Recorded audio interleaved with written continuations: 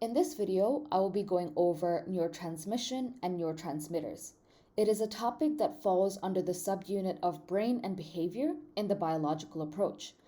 It is important for you to know this topic in detail as there are quite a few specific SEQ questions that can come in your paper 1 exam. So the SEQ questions that you can be asked are to outline, describe, or explain neurotransmission, the role of one neurotransmitter, agonists, antagonists, excitatory synapses, and inhibitory synapses. It can be an LAQ question as well. However, it would be a more general question on neurotransmission in general. Okay. The topic covered before neurotransmission and neurotransmitters is neuroplasticity. While there are links between these two phenomena, for the purpose of IB, we will be treating them as completely separate. So SEQ questions on the formation of neural networks and neural pruning are completely different and unrelated to the researches used in this current topic of neurotransmitters.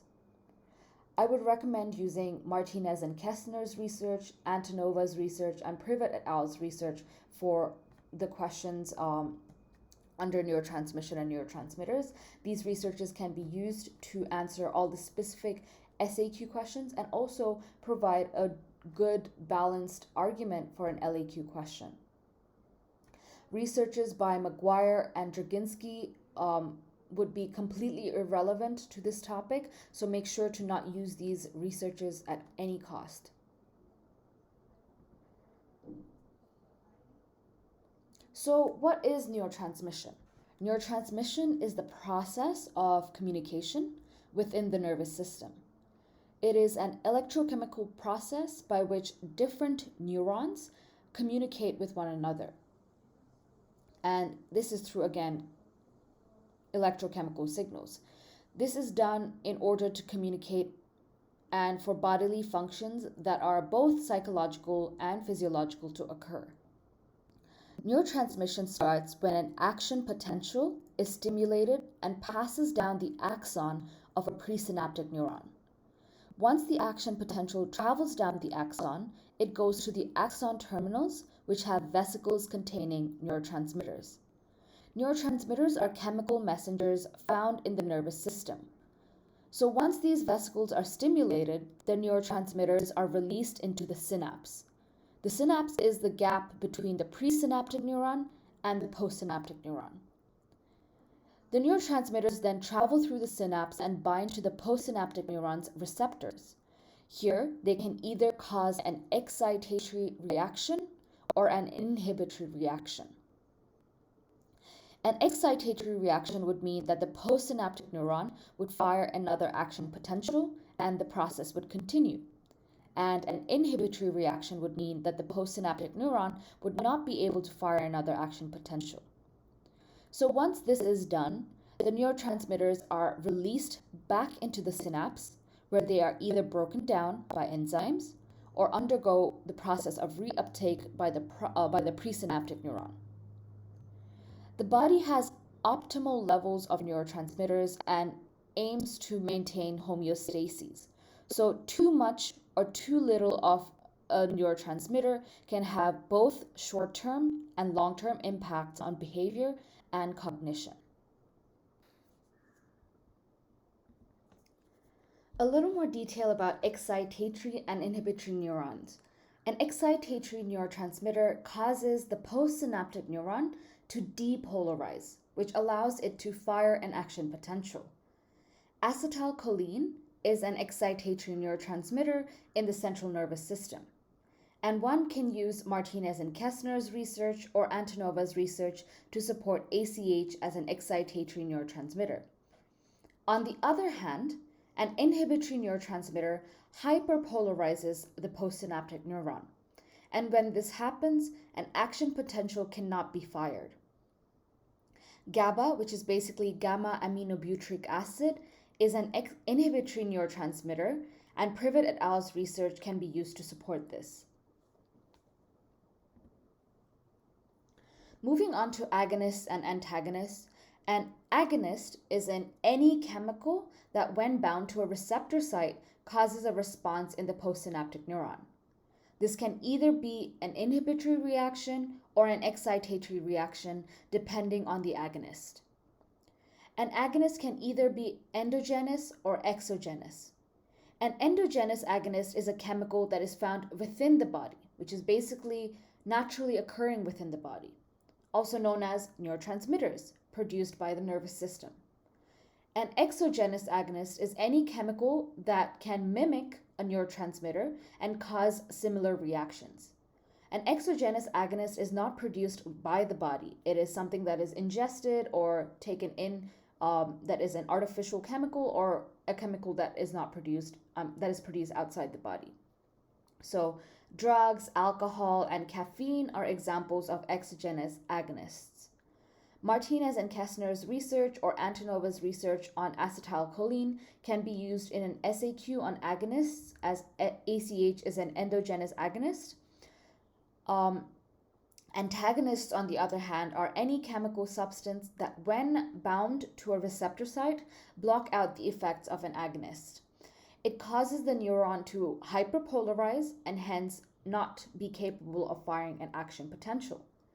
This can then prevent the subsequent behavior or cognitive process from occurring. An example of an antagonist is scopolamine that blocks the effects of acetylcholine and has a negative effect on memory.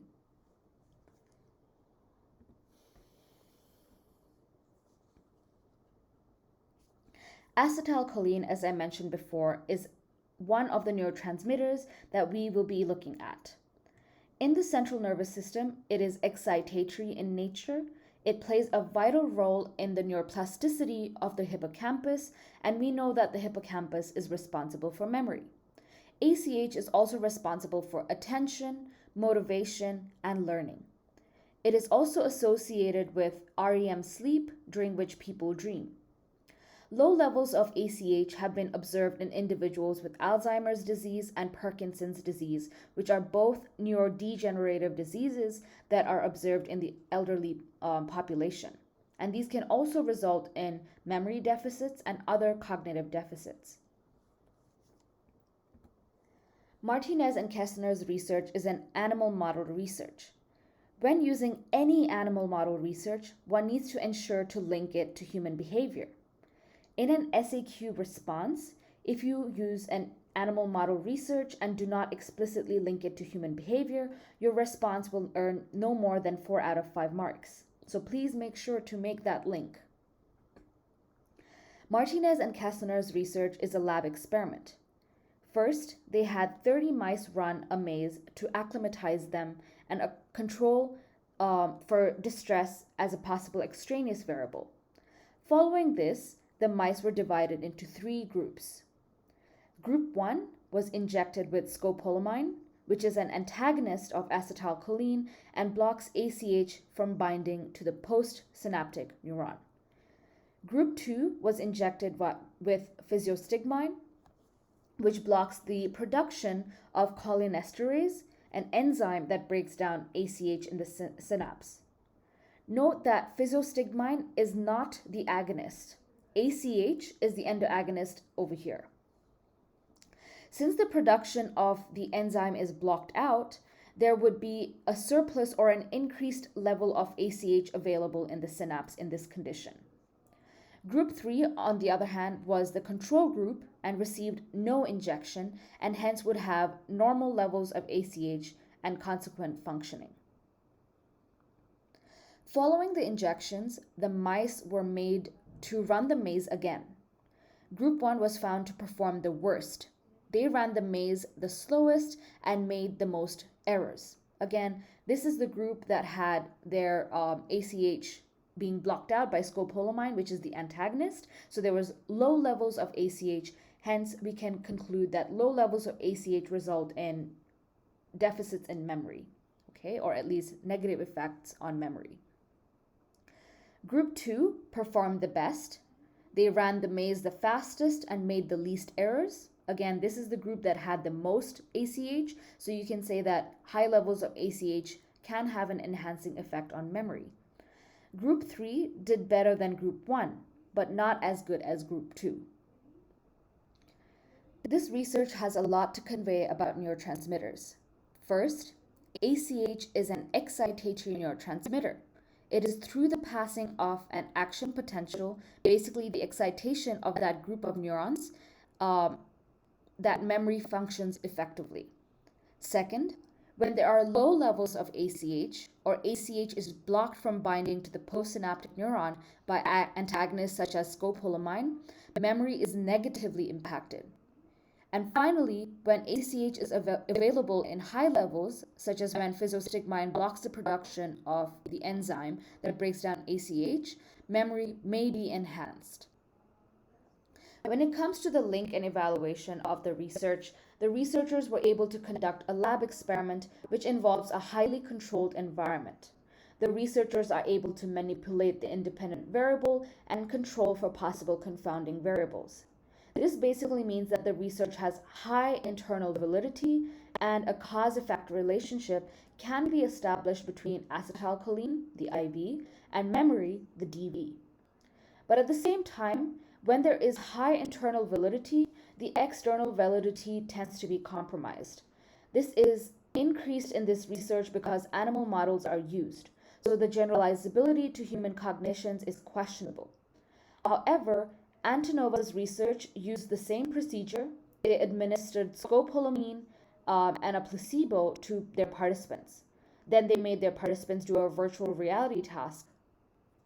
The scopolamine group, just like in Martinez and Kessner's research, performed worse than the control group in the task, which is again indicative of their memory. As mentioned before, low levels of ACH have been observed in patients with Alzheimer's disease.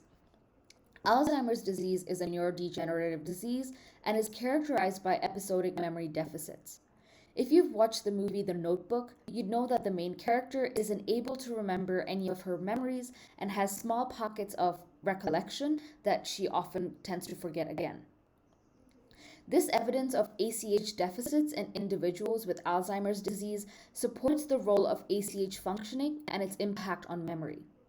At the same time, evidence that increasing levels of ACH in Alzheimer's disease patients is only moderately effective in treating their cognitive impairments cannot be ignored. Okay, so there is some contradictory evidence over here. Having said that, it is then too reductionist to assume that only one neurotransmitter is responsible for complex cognitive processes and behaviors such as memory functioning.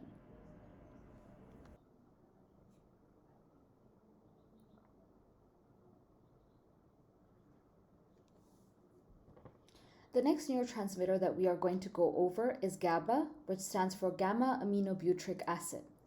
It is an inhibitory neurotransmitter that plays a significant role in balancing neural excitability in the nervous system.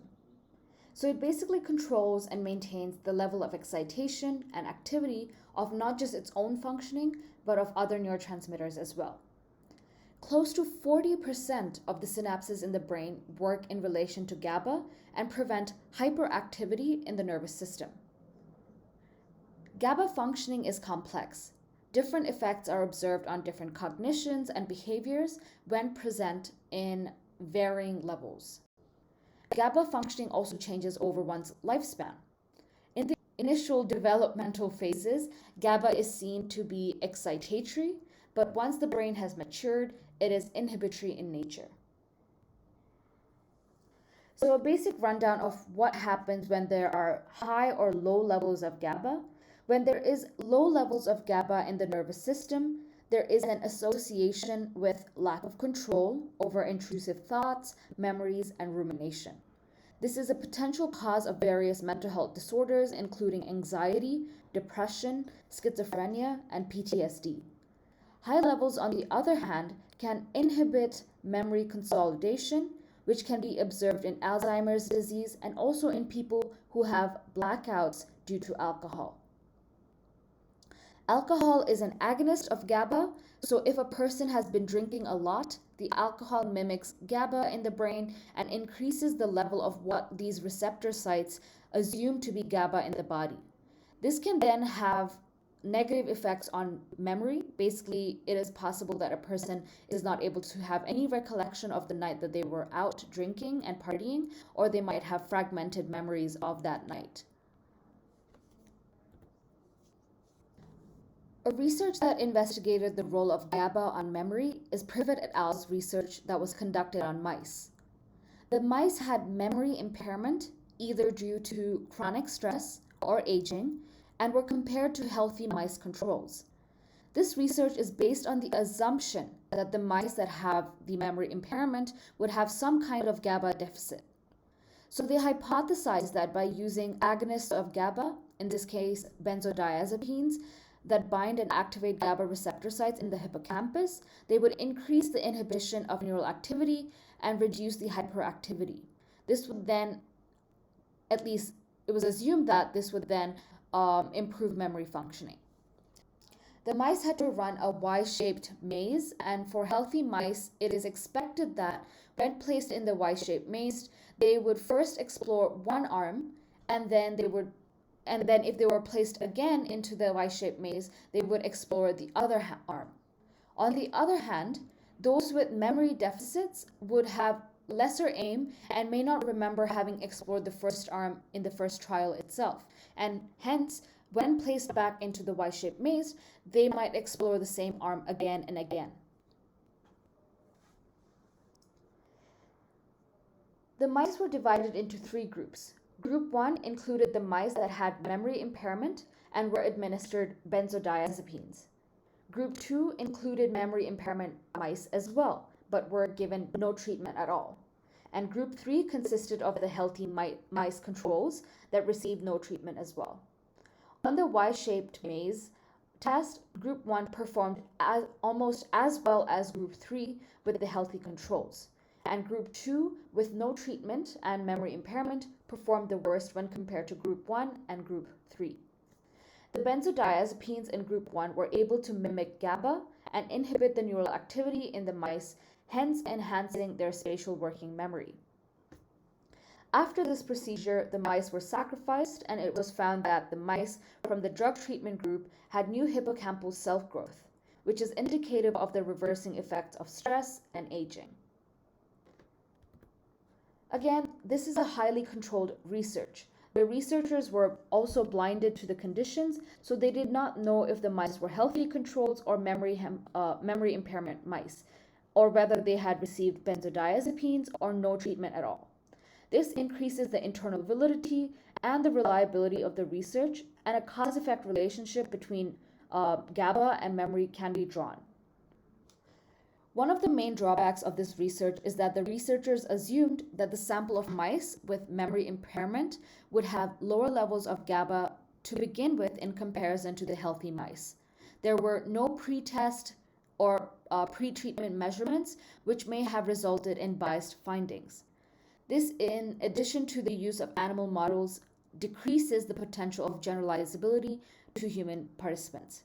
However, the research is supported by human research. Low levels of GABA have been found in individuals with Alzheimer's disease and is associated to the hyperactivity in the hippocampus, which causes episodic memory failures. This relationship, however, is complex and hence not always clear.